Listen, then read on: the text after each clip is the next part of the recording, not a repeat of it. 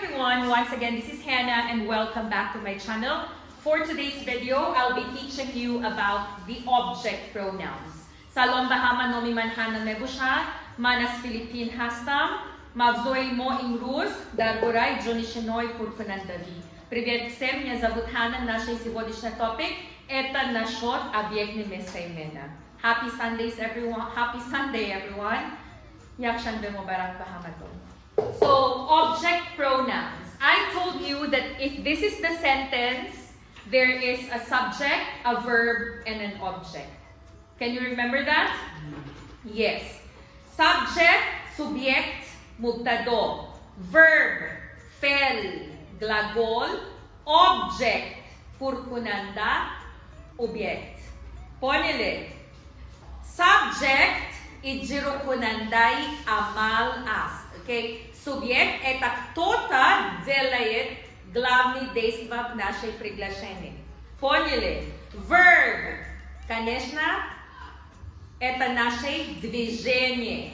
Харакатой мо. Object – объект пуркунанда ин кабулкунандай амали мубтадоаст. You understand? The subject is the doer and the object is the receiver of the action. Did you understand? Now, look at the example. Hannah loves Osh. Who loves Osh? Hannah. Very good. What does Hannah do? Loves. And what does Hannah love? Osh. Did you understand? So, subject pronouns are the doer, Hannah. Object pronoun, our topic. Object pronouns. These are the words that we can use to replace the receiver of the action. На русском объектные местоимения – это все слова, которые мы можем использовать, чтобы изменять объект нашего приглашения. Или изменять получатель действия. Did you understand? Look at my example. Hannah loves Osh. What is the pronoun that we can replace Osh? Osh. Is it ya? No. Osh. Margai. Osh is a boy? No. Osh is a girl? No. Osh is an animal? No. Osh is a thing? Yes. That's why it. You understand? So what are the object pronouns? Look, we have 7 object pronouns. You, me, her, it, us, and them. It is easy for you to memorize it, khorijīyot, okay? But you need to know deeply what are object pronouns. Why? Some beginners, they will say, I love she. Nami siya ba? Did you understand? Because she is a subject pronoun. Did you understand? That's why you need to know and memorize it through this secret. What is the secret? This diagram or this risuna, вот это часть запоминай вот здесь. Always remember, Hannah wrote on the board, I, then love, then an arrow, you, me, him, her, it, us. In that way, you will not have mistakes when you speak. Did you understand? Memorize this part. You understand? Look, I love you. Man turo dus medoram, yo man shumoro dus medoram. I love me. Man maro yo khudamro dus medoram. I love her. Man uduhtaro dus medoram. I love him. Man vai bacharo vai mardro dus medoram. I love it. Man hami ashora yo hami haivonra dus medoram. Man in onro yo inro. Onro dus medoram. I love them.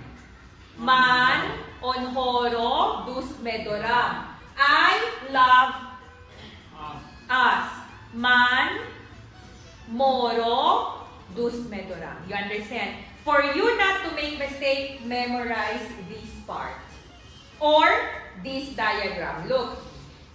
I cook food for. I is the subject. Cook is the verb. Food is the complement. For is a preposition. Predlog, pesyo yan.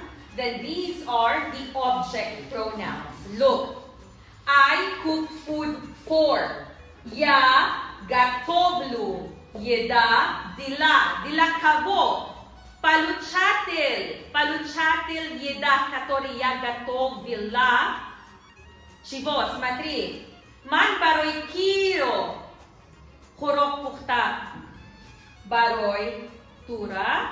Барой мара. Барой вайра. Барой вайра. Барой onra. Барой мора. Барой онхора. It's logic. You understand? Look. I cook osh or I cook food for you. Man, kurokro, baroy, tu, hamava, mepohtam. Correct? Baroy, it's present simple, ku. Mepohtam, correct? Значит, I cook food for me. Baroy man, mepohtam. I cook food for her. Baroy hamigdohtar. You understand? For him, baroy vai, baroy in, baroy on, baroy mo, baroy on ho. Did you understand? Now, look at the other things that are here. If hori azyot or prostata only like that you memorize, you know that object means purkunanda, tamo. But it's wrong. Look. Object pronouns, okay? Object pronouns come after a verb or a preposition. На русском объектные местоимения стоят после глагола или после предлога. Did you understand? Ба забони тоджики пешоянхой объекти, Ҷонишинҳои пуркунандавии ҷонишинҳои объекти пас аз феъл ё пешоянд меоянд. Did you understand? Look at my first example. Hannah loves osh. Here we will put it, right? It. Pas as fell. Did you understand? Look. I love her. This is the object pronoun. Pas as verb. Look, I cook food for him. Him, object pronoun. Pas as preposition meoya. You understand? Look at the other sentences. Hannah wants to go to Sioma Mall with Jerilyn. With Jerilyn. What object pronoun can we use to replace Jerilyn? Her. Very good. Hannah wants to go to Sioma Mall with her. Did you understand? With is a preposition. Did you understand? The next one. Hannah speaks to Joshua well in their own language. Joshua, which object pronoun? Very good. Him. And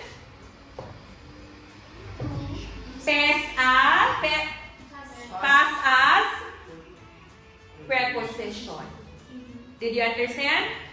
Ishoras. Object. Okay, the object